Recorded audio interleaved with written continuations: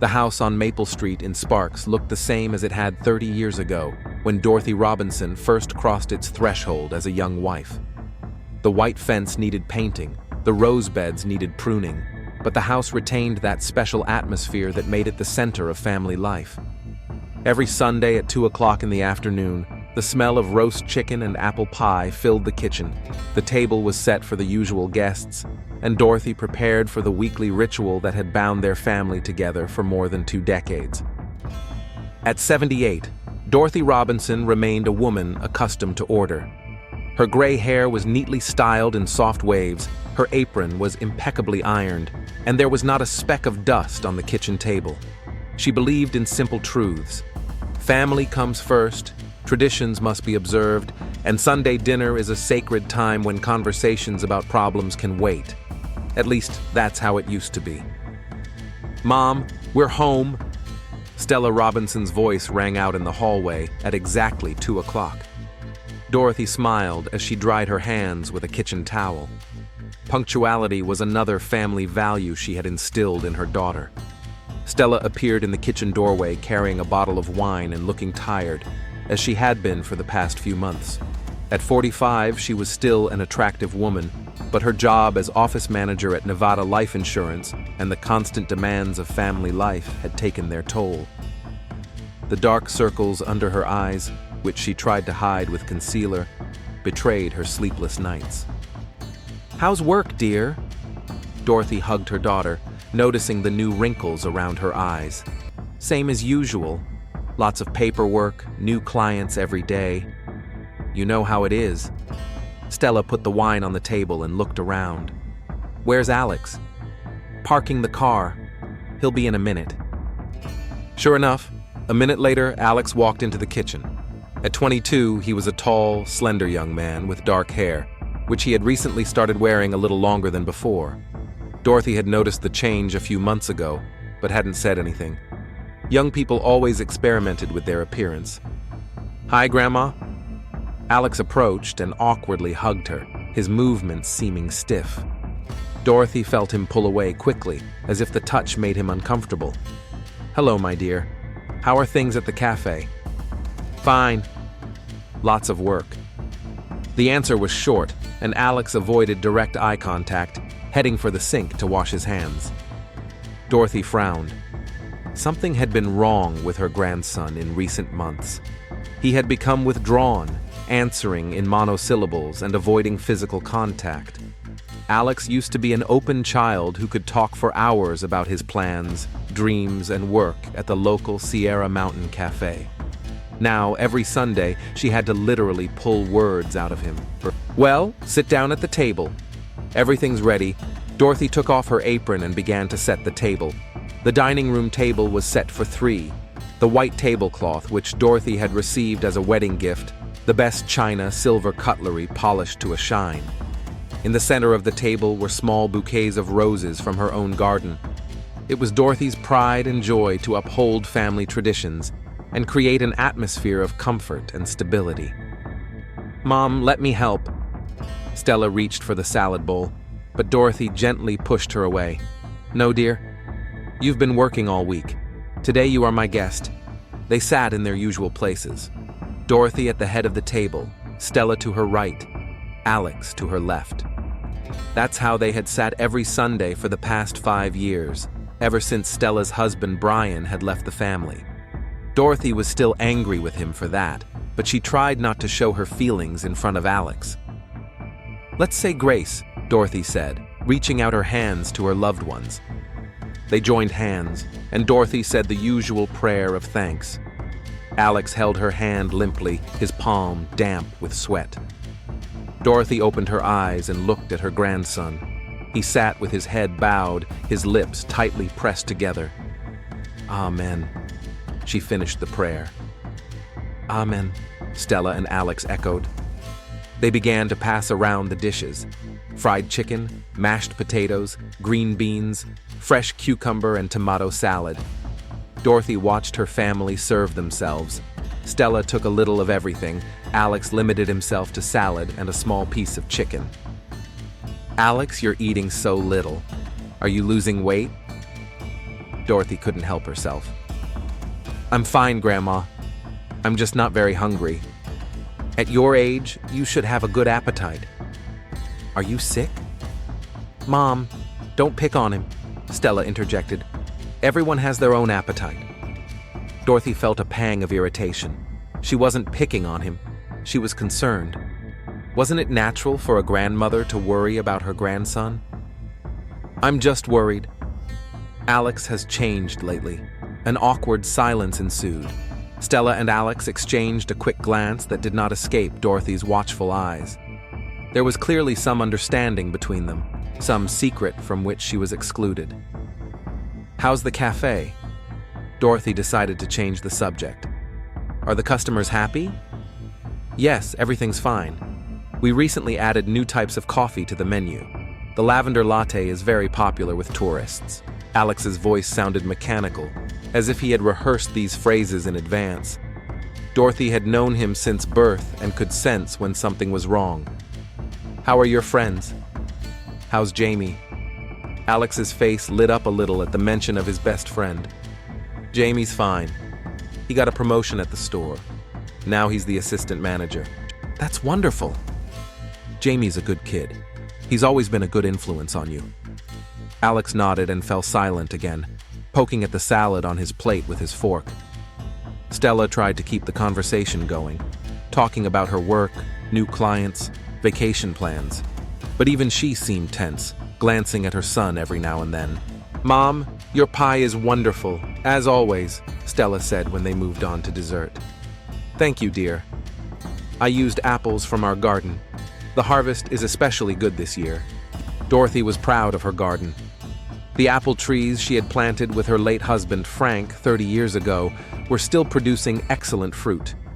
The rose bushes, the flower beds with perennials, the small vegetable garden with tomatoes and herbs, all of this was the work of her hands and her heart. What about you, Alex? Do you like the pie? Alex looked up, his eyes meeting his grandmother's. For a moment, Dorothy thought she saw something like pain in them, an inner struggle. Yes, Grandma. It's delicious, but he only ate half a slice. After lunch, as usual, they moved to the living room. Stella helped clear the table despite her mother's protests, while Alex sat on the couch, studying his phone. Alex, put your phone away. We're spending time with the family, Dorothy said gently but firmly. He obediently put the device in his pocket, but looked even more uncomfortable. Tell me about your plans. You've been thinking about college, right? I haven't decided yet. At your age, I was already working at a sawmill and planning to marry your grandmother. Dorothy smiled at the memory of her husband. But times have changed. Education is more important now. Mom, don't pressure him. Stella returned from the kitchen and sat down in the chair opposite. I'm not pressuring him. I'm interested in his future. There was that tension again. Dorothy felt like she was walking a tightrope, not understanding what exactly she was doing wrong.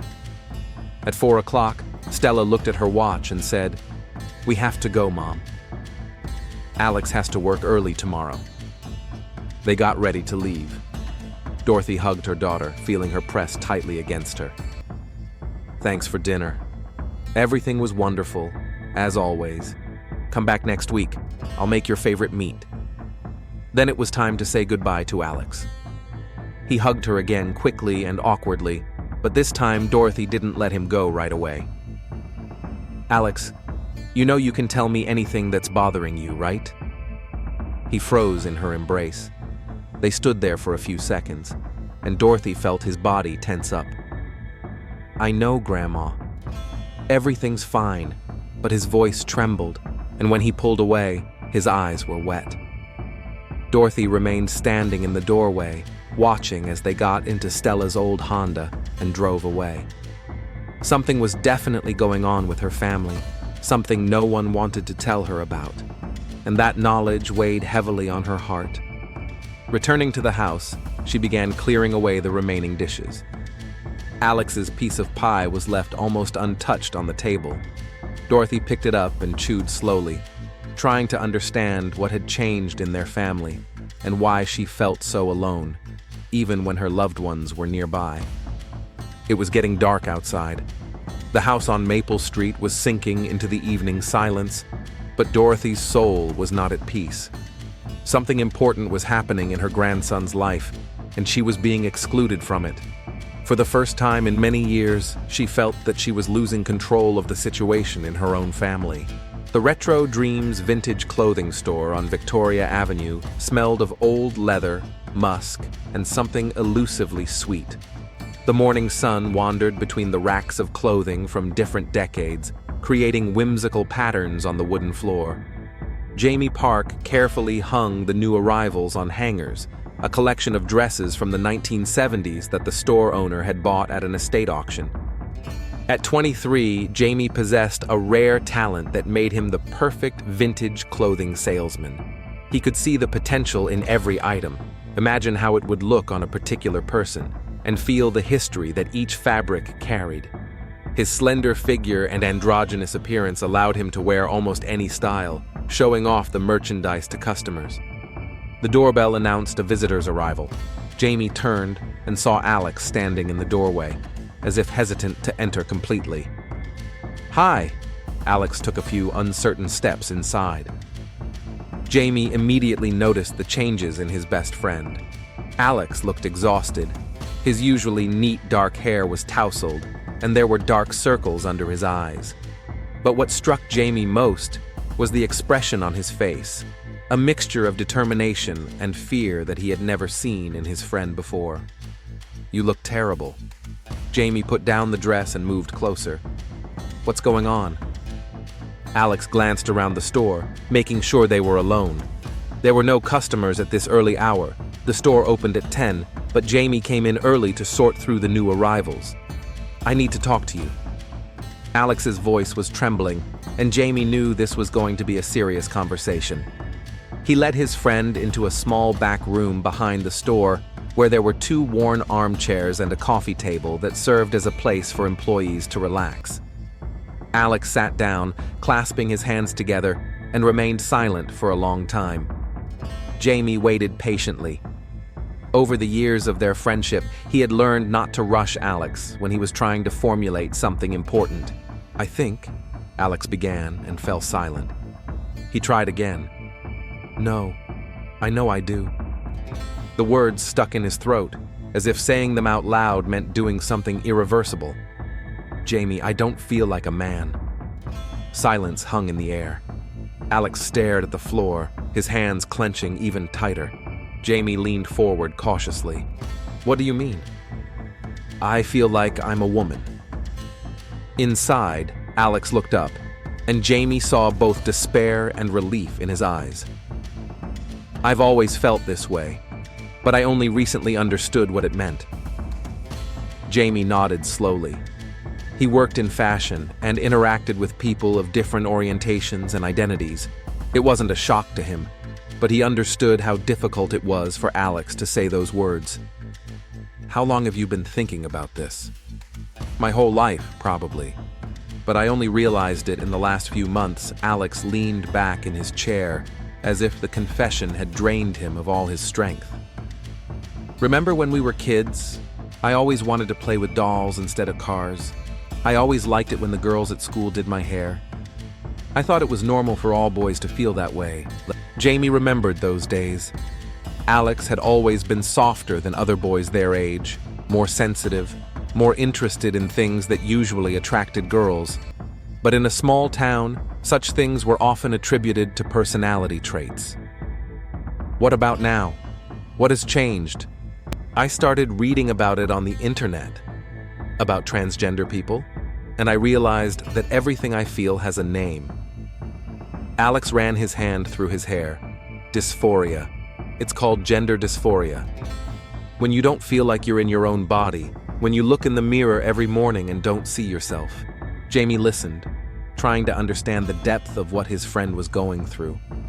He had never doubted his gender identity, and it was hard for him to imagine what it was like to feel trapped in his own body. "Do you want to?" Jamie chose his words carefully. "Do you want to transition?" "I don't know. Maybe. I want to at least try to understand what that means for me." After that conversation, changes began to take place in Alex's life. At first, they were small, almost imperceptible. He made an appointment with a psychologist in Reno, Dr. Maria Sanchez, who specialized in gender identity issues. Once a week after work at the cafe, Alex took the bus to the neighboring city so that no one in Sparks would find out about his visits. Dr. Sanchez was a middle-aged woman with a soft voice and understanding eyes. Her office, decorated in soothing green tones, became an island of safety for Alex in a sea of doubts and fears. "Don't rush," she would say at each session. "Exploring your own identity is a process that cannot be forced." Alex told her about his childhood memories, how uncomfortable he felt in the men's locker room at the gym, about his dreams in which he was a woman. Gradually, week by week, the fog in his head began to clear. "I think I want to try living as a woman," he said at one of the sessions in late October. Dr. Sanchez nodded. "What does that mean to you?" "I want to grow my hair out. Try women's clothes. Maybe makeup." Alex spoke quietly, as if afraid someone might be listening. "I want to choose a woman's name for myself." "What about hormone therapy?" "Not yet. I want to try social transitioning first. See how it goes." Dr. Sanchez approved of his caution. She had seen too many people rush into irreversible decisions and then regret it. Alex began making the first changes to his appearance at home when his mother was away. He experimented with makeup he ordered online and tried different hairstyles. Jamie helped him pick out a few items of women's clothing, nothing provocative, just skinny jeans, soft sweaters, and blouses in neutral colors. "How do you feel?" Jamie asked when Alex tried on his first women's clothes in the Retro Dreams fitting room. Alex looked at himself in the mirror. He was wearing dark blue skinny jeans and a lavender blouse. He had combed his hair so that it framed his face more softly than usual. "Right," he replied quietly. "I feel right." It was becoming increasingly difficult to keep the secret at home. Stella noticed changes in her son's behavior. His new habit of locking himself in the bathroom for long periods of time, cosmetics orders arriving in his name, long trips to Reno without explanation. The moment of truth came in November, on a rainy Thursday evening. Stella came home from work earlier than usual and found Alex in his room wearing women's clothes. He was sitting in front of the mirror, trying to apply mascara. They stared at each other in the reflection for a few long seconds. Stella's face reflected shock, incomprehension, and then something like pain. "Alex?" Her voice was barely audible. He slowly turned to her. The mascara was smeared under his eyes, making him look like a wounded bird. "Mom, I can explain." Stella entered the room and closed the door behind her. They talked until almost midnight. Alex told her everything, about his feelings, about his therapist, about what he had learned about himself. Stella listened silently, her face going through the whole range of emotions, from shock to denial, from anger to sadness. "But you're my son," she said finally, her voice breaking. "I'm still your child, Mom. Just maybe not your son." Stella cried quietly, and Alex didn't know whether to hug her or give her space. He chose the latter, sitting on the edge of the bed and waiting for her reaction. "Is this because your father left?" she finally asked. "Do you think being a man means causing pain?" "No, Mom. It has nothing to do with Dad.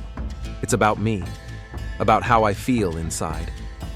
Stella wiped her eyes and looked at her son, no, her child, intently. Beneath the makeup and women's clothing, she still saw the little boy she had raised for the past 22 years. But there was something else too, a relief in his eyes that she hadn't seen in months. "Are you happier?" she asked. Alex nodded. "Yes. For the first time in a long time, I feel like I'm living honestly." The next few days were filled with difficult conversations and tears. Stella tried to understand, to rethink everything she knew about her child. She read articles on the internet, trying to find information about transgender people, their families, their experiences. What scared her most was the thought of how others would react. Sparks was a small town where everyone knew each other. What would the neighbors think? Her co-workers? What would her mother say? "What about Grandma?" Stella asked during one of their evening conversations. "How are we going to tell her?" Alex's face darkened. "Does she need to know?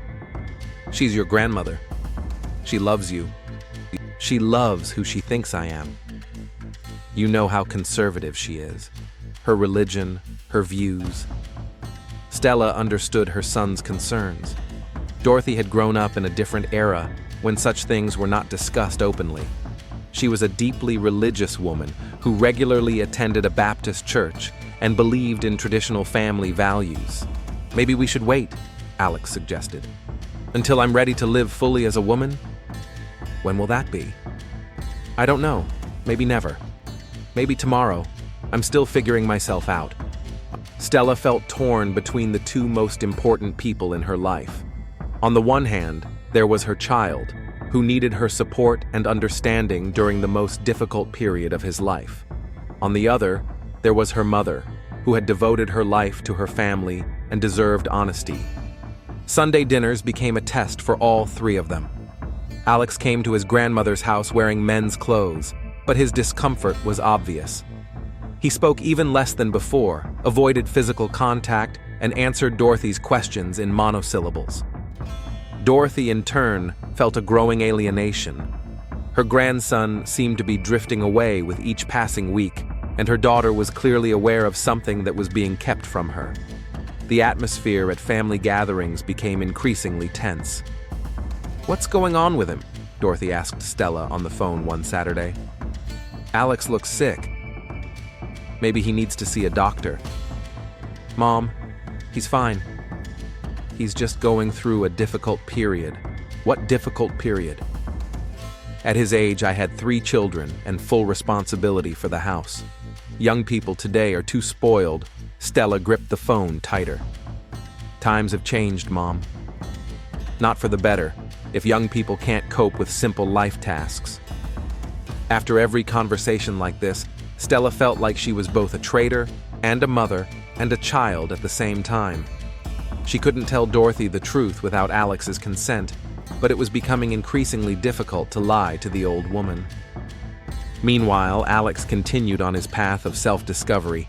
He chose a name for himself, Alexis, and began using it in conversations with Jamie and Dr. Sanchez. He cautiously experimented with his feminine identity in a safe environment, attending LGBT support groups in Reno, where he met other transgender people at various stages of transition. "When do you plan to tell your family?" Dr. Sanchez asked during one of the sessions. "My mom already knows. But my grandmother," Alex paused. "I'm afraid of losing her." "If you don't tell her, aren't you already losing her?" This question haunted Alex day and night. Every Sunday, sitting at the dinner table on Maple Street, he felt the wall between him and his grandmother growing higher. Dorothy tried to show interest in his life, but he couldn't share anything truly important. December brought the first snow and an escalation of the family crisis. Alex increasingly stayed home on Sundays, citing fatigue or work. Dorothy called Stella, demanding an explanation, and Stella, exhausted by the constant lies, became increasingly irritable. "We can't go on like this," Stella said to her son one evening. "Mom feels like we're hiding something. It's destroying our family." What if the truth destroys it even more? Stella didn't know the answer to that question. She researched information about transgender families and read stories of both acceptance and rejection. The reaction of older relatives was often unpredictable. But one thing she knew for sure: the current situation was unsustainable. Secrets were eating away at their family from the inside, turning loving relationships into a minefield of half-truths and lies. Something had to change, and soon. January snow covered Sparks with a thick white blanket, turning familiar streets into a winter wonderland. But in Stella's house on Oak Street, the atmosphere was far from magical. The tension that had been building for months reached a critical point when a simple phone call changed everything. Stella was sitting in the kitchen with a cup of coffee, looking over the utility bills, when the phone rang. Her mother's name lit up on the screen. Stella took a deep breath, preparing for another conversation about why Alex had missed last Sunday's dinner. "Hi, Mom." "Stella, dear, how are you? I'm worried about Alex. He seemed so upset last week." Stella rubbed her temples. Headaches had become her constant companion since she learned the truth about the child. The need to constantly lie to her mother was emotionally draining. "He's just going through a difficult period, Mom." "Young people often go through this." "What difficult period?" "At his age, he needs to think about the future, his career, starting a family. Maybe he needs a good example of male behavior. I can ask Pastor Johnson to talk to him." At the mention of the pastor of the Baptist church Dorothy attended, Stella felt her stomach tighten. Pastor Johnson was known for his conservative views on family values and traditional gender roles. "No, Mom, that's not necessary. Alex can handle it himself. But he's gotten so thin, he's not eating properly. And these strange habits, locking himself in the bathroom, ordering packages. Stella, are you sure he's not doing drugs?" Stress and fatigue had taken their toll. Stella, who had been holding back for months, felt her patience slipping away. "Mom, he's not doing drugs. He's just exploring himself, trying to figure out who he is." "What do you mean?" Stella realized she had said too much, but it was too late to stop. The words poured out like water from a broken dam. "Alex thinks he might be..." She choked, unable to say the words aloud. "What?" "Stella, speak clearly." "He thinks he's a girl, Mom. A woman. He says he's always felt like he's in the wrong body." The silence on the other end of the line was deafening. Stella could only hear the sound of her own racing heartbeat and the ticking of the clock on the kitchen wall. "Is this a joke?" Dorothy's voice was icy. "No, Mom. This is not a joke. That's impossible. Alex is my grandson, a boy. I raised him while you were working. I know him better than anyone." Stella closed her eyes, sensing disaster approaching. "Mom, I know this is hard to understand, but..." "Understand? Understand what? That my grandson has gone mad? That you let him believe this heresy?" The sharpness in her mother's voice made Stella cringe. She knew Dorothy would react badly, but this anger exceeded her worst expectations. "It's not heresy, Mom. It's his identity. It's his truth." "Truth?" "The truth is that God made him a man. The truth is that he has responsibilities to his family, to society." The conversation went on for over an hour. Dorothy went from anger to denial, from accusations to pleas.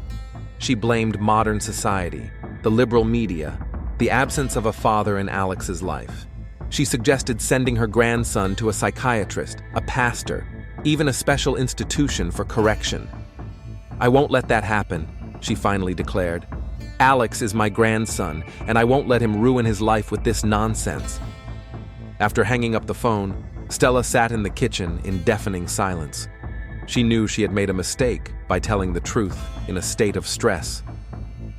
Alex should have heard about his grandmother's reaction from her, not from an angry phone call or an unexpected visit. When Alex came home from work that evening, Stella told him about her conversation with Dorothy. He listened silently, his face gradually turning to stone. "She knows," he stated when Stella finished. "Yes, and she didn't take it well." Alex nodded, as if he had expected that reaction. He went into his room and closed the door. Stella heard him talking on the phone for a long time, probably with Jamie or his therapist. The next few days were filled with heavy anticipation. Dorothy didn't call, which was unusual. She usually contacted Stella almost daily to discuss plans, share news, or just keep in touch. Now the phone was silent, and that silence spoke louder than any words. Alex reacted to the situation in his own way. Instead of hiding or trying to smooth things over, he made a decision that surprised even Stella. He began to live more openly. no longer hiding his true nature even outside the home. At work at the Sierra Mountain Cafe, his colleagues noticed the changes. Alex grew his hair to shoulder length, began wearing more androgynous clothing, and started wearing light makeup. He asked his manager to call him Alexis and use female pronouns. The reaction was mixed. Some employees were understanding, others were surprised, and a few customers even complained to the owner. Jamie supported his friend as best he could, helping him pick out clothes, teaching him the basics of makeup, and simply being there for him during difficult moments. He saw Alexis blossom, becoming more confident and natural in his new appearance. "How are you feeling?" he asked one February evening as they sat in retro dreams after closing time. "Scared," Alexis admitted honestly, "but at the same time, free. For the first time in my life, I feel like I'm living honestly." Meanwhile, Dorothy was going through her own internal crisis. In her home on Maple Street, she spent her days in prayer and reflection, trying to understand where she had gone wrong in raising her grandson. She reread the Bible, sought answers in sacred texts, and consulted with Pastor Johnson. The pastor, a man in his 60s with a gray beard and stern eyes, left no room for doubt in his opinion. "This is a test, Sister Dorothy. The Lord is testing your faith through your grandson's misguided ways, but what should I do? How can I save him? Pray, and don't give up. Sometimes love requires toughness. Sometimes you have to set boundaries to protect a person's soul from sin." These words strengthened Dorothy's resolve. She made a plan of action that she believed would bring Alex back to the right path. She would change her will, disinheriting her grandson if he continued with this nonsense. She would find a good Christian therapist to help him understand the error of his ways. She would pray every day for his healing. March brought the first signs of spring and a last attempt at family reconciliation. Dorothy called Stella and coldly invited them over for Sunday lunch. "I need to talk to Alex." In person. Stella had a bad feeling about it, but she agreed. Maybe time had helped her mother rethink the situation. Maybe they could find common ground. Alexis thought long and hard about whether to go to her grandmother's. She could have refused, found an excuse, but something inside her demanded that she close this chapter. If family relationships were going to fall apart, let it happen honestly and openly. Sunday, March 15th, was the last day the Robinson family gathered around the table. Alexis came to her grandmother's house as she was now, in women's clothing, wearing makeup, with her hair neatly styled. She did not try to hide or pretend to be someone else. Dorothy opened the door and froze for a moment when she saw her grandson in a form she could never have imagined. Her face showed nothing, no anger, no surprise, only cold determination. "Come in."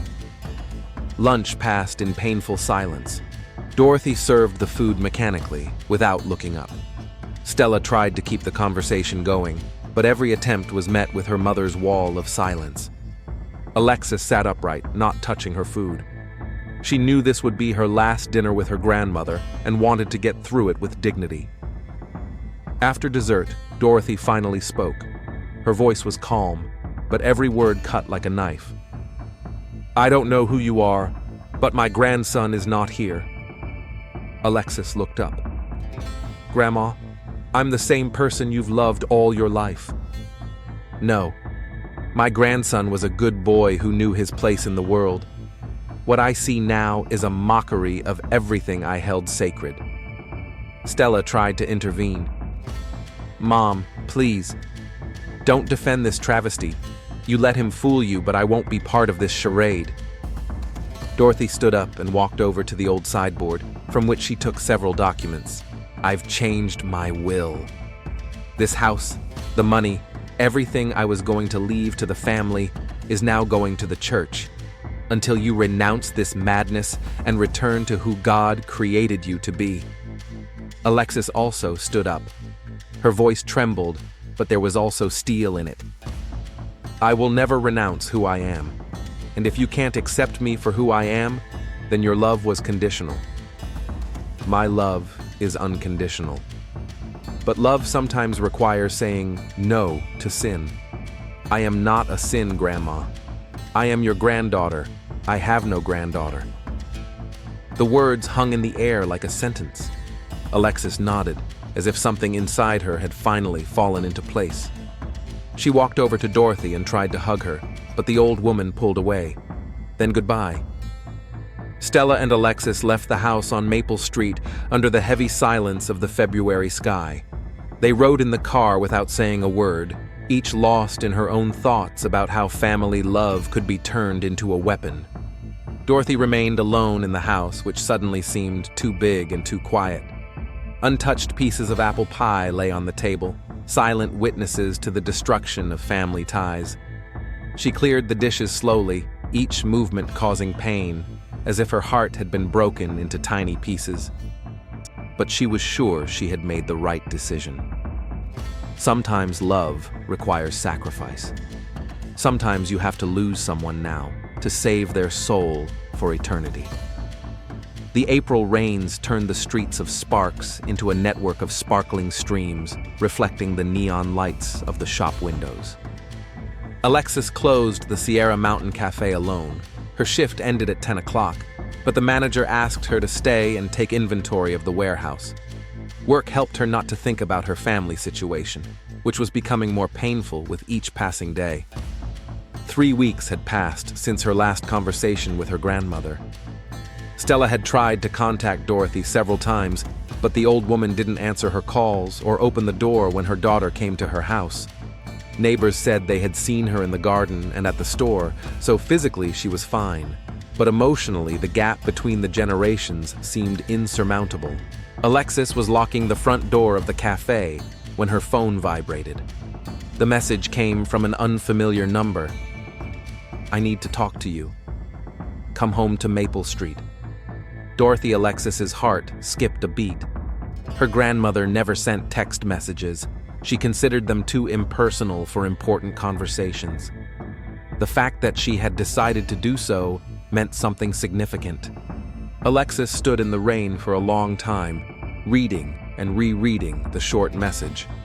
Part of her wanted to ignore it, to protect herself from another painful scene, but another part, the part that still remembered her grandmother's hugs and the smell of her apple pies, hoped for reconciliation. The drive to the house on Maple Street took 15 minutes.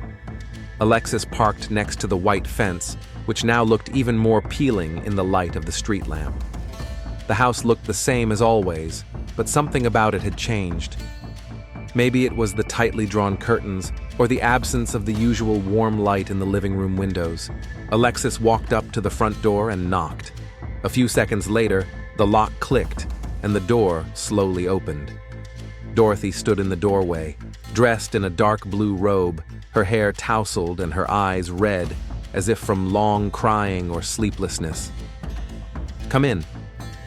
Grandmother's voice sounded strange, not cold, as it had been during their last meeting, but not warm either. There was a kind of emptiness in it, as if all emotion had burned out, leaving only mechanical functioning. Alexis walked into the living room. The room looked different. The family photos that had once covered every surface were gone.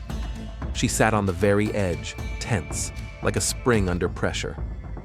I've been thinking about our last words, Dorothy began. Her hands rested on her knees, her fingers clenched tightly. I've been praying every day, asking the Lord to show me the way. Alexis waited, not knowing what to say. And I realized that I was too harsh. You are my grandson, and I shouldn't have pushed you away. For a moment, hope flashed in Alexis's chest. Maybe her grandmother had changed her mind. Maybe love was stronger than prejudice. But I also realized that I couldn't just stand by and watch you ruin your life. Dorothy's tone changed. There were notes in her voice that Alexis had never heard before, something cold and decisive. I've found a solution. There's a place in Utah, a Christian center, where they help people with problems like this. They use prayer, counseling, proper therapy. Alexis felt a cold lump growing in her stomach. Conversion therapy? healing therapy. You'll go there, get treatment, and everything will go back to normal. Alexis got up from the couch. Grandma, those methods don't work. They only cause harm. You don't know what you're talking about. You've been brainwashed by this modern propaganda. It's not propaganda. It's science. It's my experience. Dorothy also stood up, her face contorted with anger she had been holding back for weeks. Your experience? Your experience is the ravings of a sick mind. You're a man, Alex. A man. And no amount of dressing up and makeup will change that. Alexis backed toward the door. I'm leaving. No! Dorothy's voice became shrill. I won't let you leave and continue this abomination. I'm better. What happened next happened so quickly that Alexis didn't have time to understand the sequence of events. Dorothy grabbed something heavy from the mantelpiece, an old brass statuette that had been there for decades.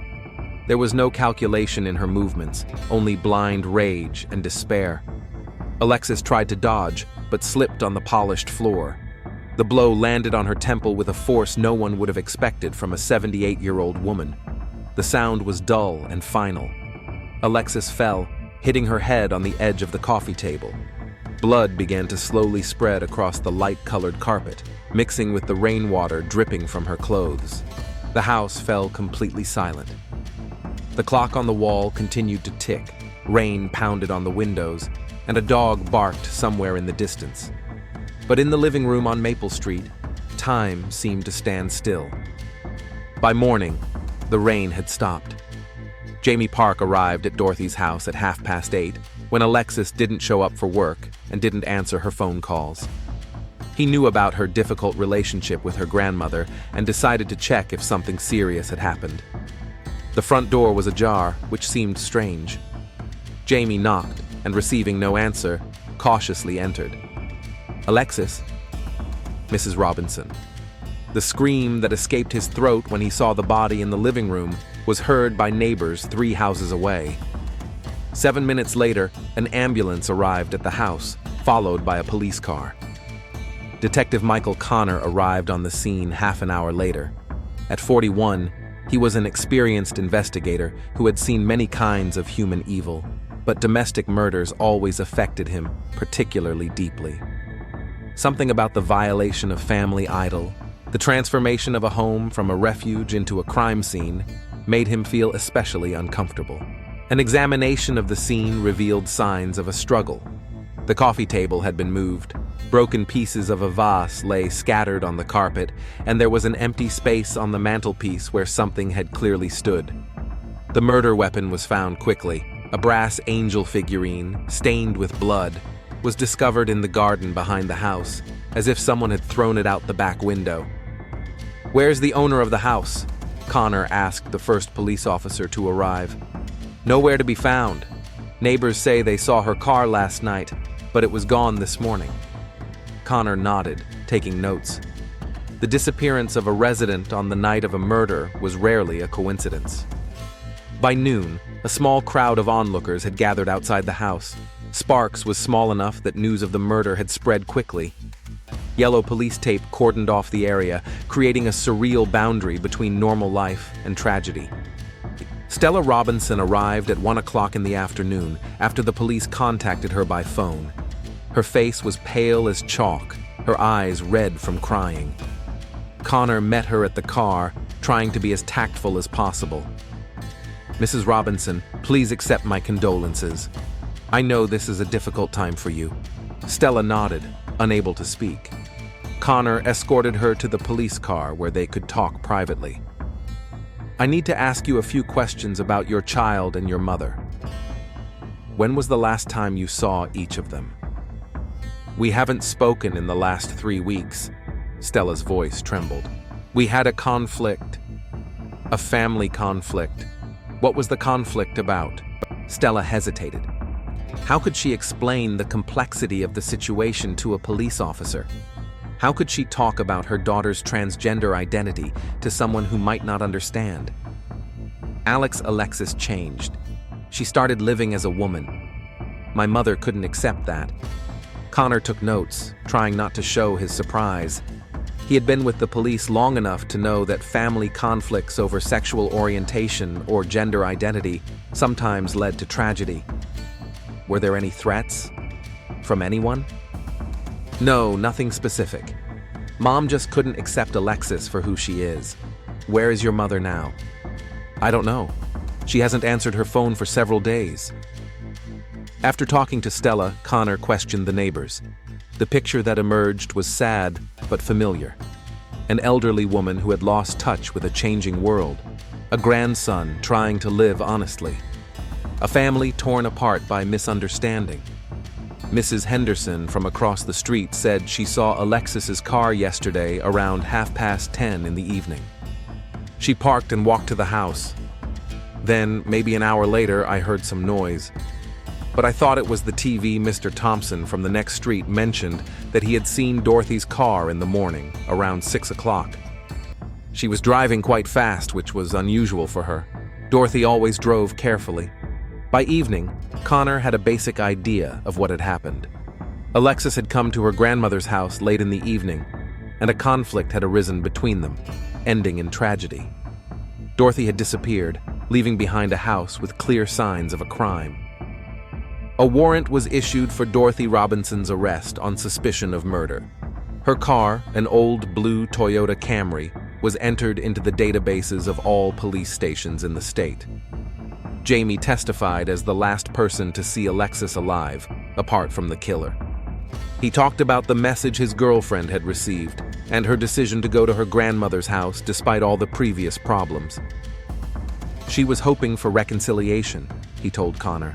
Alexis always believed that love could overcome anything. Connor closed his notebook, feeling a familiar heaviness in his chest. Another life cut short because of people's inability to accept each other's differences. Another family destroyed by prejudice and fear.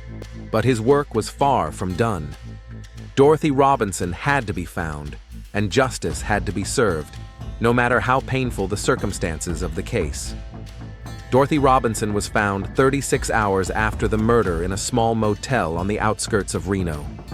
She was sitting in room 247, staring out the window at the empty parking lot, as if waiting for something.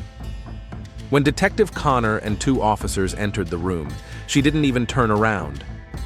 On the bedside table lay an open Bible, an empty bottle of sleeping pills, and a letter written in shaky handwriting. Connor carefully picked up the piece of paper.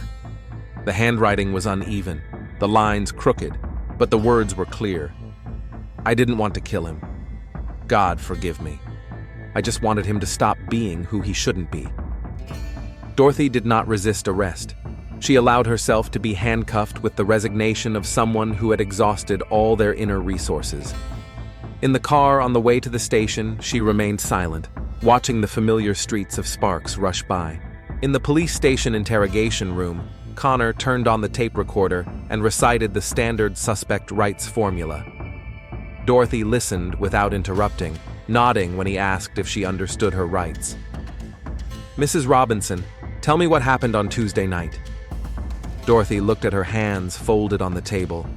The age spots on her skin seemed darker in the cold light of the fluorescent lamp. I wrote him a message. I asked him to come over. Why? I thought I could convince him. That if we talked calmly, he would realize how wrong he was. Connor took notes, watching the woman's expression. There was no cunning or attempt to hide anything in it, only fatigue and something like relief. What happened when your grandson arrived? We talked. I told him about the treatment center in Utah. I explained that they help people with these kinds of problems there. Dorothy looked up. He didn't want to listen. He said I didn't understand, that therapy like that doesn't work. And then what happened? He wanted to leave, and I couldn't let him go. I couldn't let him continue like this. The old woman's voice grew quieter. I grabbed the figurine from the mantelpiece. I didn't think, I just wanted him to stop. Dorothy recounted how it all happened, without trying to justify her actions or shift the blame. After the blow, Alexis fell and did not get up again. Dorothy spent the rest of the night sitting next to the body, praying and trying to understand what she had done. In the morning, I realized I couldn't live with it. I packed a few things and left. Connor finished recording his testimony by evening. Forensic evidence confirmed that the angel figurine was indeed the murder weapon, and Dorothy's fingerprints were found on it and throughout the house. The case was closed from a technical standpoint, but the emotional fallout was just beginning. Stella Robinson learned of her mother's arrest from reporters who besieged her home and workplace. The story of a transgender woman killed by her religious grandmother attracted the attention of local and national media. Sparks suddenly found itself at the center of a nationwide debate about LGBT plus rights and religious freedom. Court records showed that Dorothy Robinson did not understand the legal intricacies, but was clearly aware of the moral gravity of her actions. The court-appointed lawyer tried to build a defense based on temporary insanity, but the defendant herself showed no interest in complex legal maneuvers. "I killed my grandson," she repeated at every meeting with her lawyer. "Nothing else matters." Jamie Park organized a memorial service for Alexis at the local community center. The Baptist church that Dorothy had attended for years refused to provide its premises for the memorial service for a transgender woman. Pastor Johnson told local journalists that the church could not support anything that contradicted biblical values. About 100 people attended the memorial service. Colleagues from the cafe, friends from Reno's LGBT community, human rights activists from other states, and several of Dorothy's neighbors who remembered Alexis as a child. Stella sat alone in the front row, her face stony with grief and shock. Jamie spoke about friendship, about how Alexis fought for the right to be herself, about the courage it takes to live in truth. He did not mention the circumstances of her death, focusing instead on her life and personality. Alexis wanted only one thing: to be loved for who she was. That's not too much to ask of the world. The local reaction was divided along predictable lines. The more liberal part of the community expressed support for transgender rights and condemned the murder. Conservative residents, many of whom attended the same church as Dorothy, spoke of the destruction of traditional values and the influence of modern culture on young people. A debate unfolded in the pages of the local newspaper, the Sparks Tribune, which lasted for weeks. Letters from readers ranged from calls for tolerance to religious sermons about sin. The editor of the newspaper was eventually forced to limit the publication of letters on the subject. Dorothy Robinson's trial took place in September. She pleaded guilty to second-degree murder, which eliminated the need for a lengthy jury trial. Judge Margaret Clark, a woman in her 50s with a reputation as a fair but strict lawyer, heard the testimony of witnesses and the conclusions of experts. Stella testified about her mother's character, saying that she had never before shown any tendency toward violence. A psychiatric evaluation showed that Dorothy had no serious mental disorders, but she was under severe emotional stress at the time of the crime. "Mrs. Robinson," the judge addressed her before pronouncing the sentence, "do you have anything to say?" Dorothy stood up, leaning on her cane. Months in prison had aged her several years. "I loved my grandson more than life itself, and that love killed him. I cannot forgive myself for this, and I do not ask anyone else to forgive me." Judge Clark sentenced Dorothy Robinson to 12 years in prison, with the possibility of parole after 8 years. Given the defendant's age, this effectively meant life imprisonment. When the sentence was announced, Dorothy showed no emotion. Stella cried in the courtroom, but it was unclear whether she was mourning her daughter, her mother, or the destruction of her entire family. After the trial, Stella sold the house on Maple Street and moved to Sacramento, where she found a job at another insurance company. She rarely returned to Sparks and spoke even less often about what had happened. Her colleagues knew she had suffered a family tragedy, but the details remained a secret. Jamie Park became an activist for transgender rights.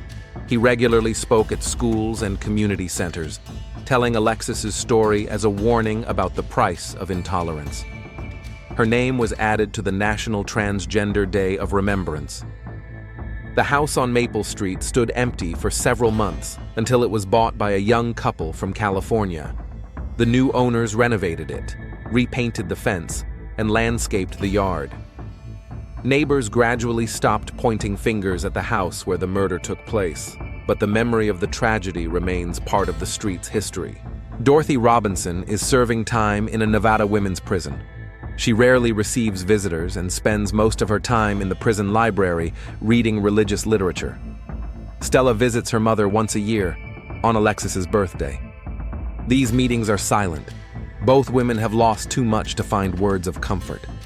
3 years have passed since the murder. Sparks has returned to his normal life, but the scars remain.